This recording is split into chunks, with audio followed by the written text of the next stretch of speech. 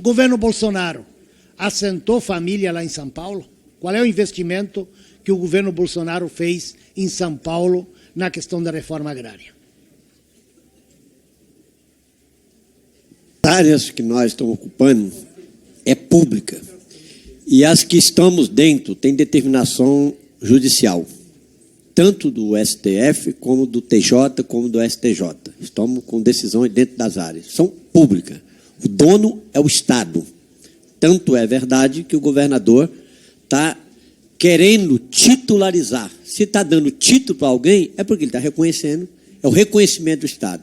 E esse processo tramita hoje, numa ação colocada da inconstitucionalidade da área, do Pontal, porque é público, tenho certeza que a ministra Carmen Lúcia vai decidir favorável, né, à terra pública e voltar para a reforma agrária. O governador de São Paulo, ele não tem outra alternativa, segundo os advogados e os juristas que cuidam. Se determinação, a terra tem que vir para um programa de reforma agrária, que é a Lei Franco Montoro de 1985. Segundo, lá a segunda pergunta, de investimento do Bolsonaro, que eu conheço no Pontal, a nível do Brasil, o INCRA ficou fechado. Aliás, o orçamento do INCRA, segundo os relatos que eu tenho, para o programa de reforma agrária, 200 milhões, quando chegou a 2 bi. O INCRA praticamente está parado porque não tem investimento. Nunca teve investimento e nenhuma desapropriação e nenhum assentamento que eu conheço, principalmente no estado de São Paulo, de reforma agrária. Então, isso foi a prática nos últimos 6 anos. O governo não investiu em nenhum programa que viesse favorecer os trabalhadores. E ainda fica ameaçando aqueles que organizam o movimento popular. E eu tenho entendimento, seja onde for, governo é governo e movimento social tem que ser movimento social. Se o governo demora para fazer, tem que fazer pressão. E a metodologia de qualquer movimento, primeiro sempre foi a negociação e a conversa. Diferente de quem usou o poder, usou o palácio para organizar o comitê do fogo no governo passado para destruir a nossa floresta amazônica. E a outra questão, Zarainha, tu pode sair daqui tranquilo, que o relatório do relator já está pronto, independente que tu fala aí, independente, porque eles de qualquer forma quer criminalizar o movimento social, quer criminalizar as pessoas, porque aqui passou inclusive até da luta de classe, porque quem está aqui não representa o agronegócio. O agronegócio não é representado para a turma que está aqui, porque aqui, se tiver 2 tipos de agronegócio, aqui é do atraso, contra o meio ambiente, contra as pessoas e contra a vida. Você fala tanto de vida, o governo passado, na sua política, matou 700 mil pessoas para não começar a fazer a vacina contra o coronavírus. 700 mil pessoas.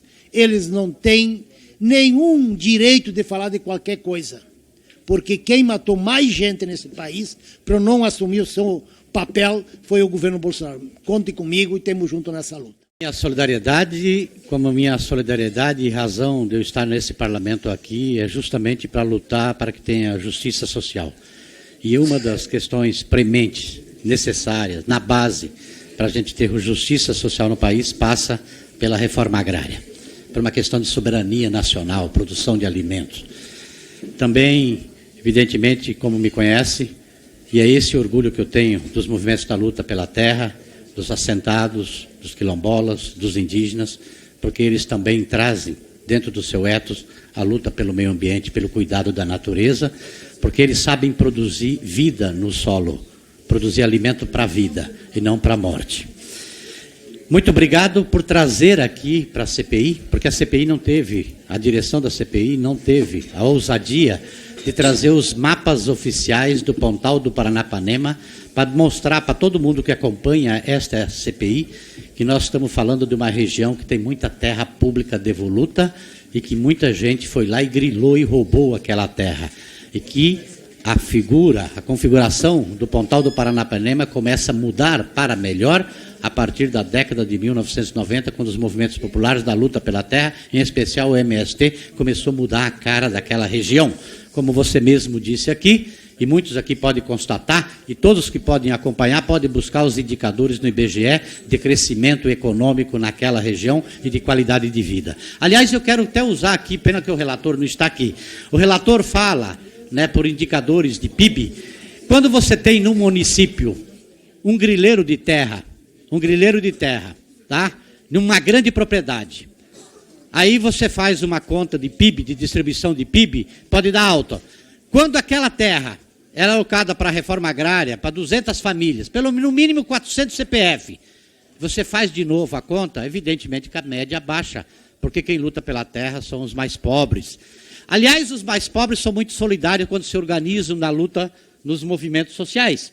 Eles contribuem com o pouco que têm para poder fazer a luta social, que é um direito garantido na própria Constituição, e eu já pedi ontem para que os parlamentares leiam a Constituição e leiam também a decisão do TJD, que diz que lutar pela terra é um direito garantido na Constituição num Estado democrático. Diferente dos leilões de gado, que muitos daqui apoiam, os grileiros de terra, leilões de gado que são organizados para contratar jagunço para matar aqueles que lutam pelo meio ambiente, que lutam pela reforma agrária. É diferente, leilão de gado de rico. Outra coisa, a solidariedade entre os mais pobres. Talvez o relator aqui não entenda, mas ficou muito mais claro ontem, o deputado Valmir Assunção acabou de esclarecer. Quem define quem vai ter um lote são os órgãos públicos, o INCRA no âmbito federal e no estado de São Paulo, o ITESP. Aí as pessoas falam assim, mas tem um relatório que foi feito de forma, né, para também criminalizar os movimentos, lá pelo Tribunal de Contas da União, dizendo que teve alterações. Evidente, nós estamos falando de gente, das pessoas que de repente estão lá para ser assentada, pode morrer alguém, a pessoa pode desistir, pode ir para outro lugar. Talvez o relator não entenda que trabalhar com gente não é trabalhar com toras. Toras é outra coisa. Gente pode mudar a configuração da lista final, que é coordenada e definida pelos órgãos públicos. Também é importante salientar o seguinte, até agora esta CPI não produziu nada de concreto, como era previsto desde o início dela. Serviu por um palco para querer atacar, criminalizar os movimentos populares da luta pela reforma agrária, que são constitucionais, que são justos, é do sistema democrático, nós vamos continuar defendendo aqui. Serviu para aqueles que perderam as eleições, querer atacar justamente o presidente Lula, porque no programa de governo eleito nas últimas eleições do presidente Lula, está lá a retomada da reforma agrária, demarcação de terra indígena, território quilombola, apoio à agricultura familiar. O que vocês querem é tentar intimidar o presidente Lula para não executar o programa de governo que foi eleito pelo povo brasileiro. E essa CPI, portanto, até agora não cumpriu nenhum papel, nenhuma importância. Só está gastando o dinheiro do povo brasileiro, né? E, evidentemente,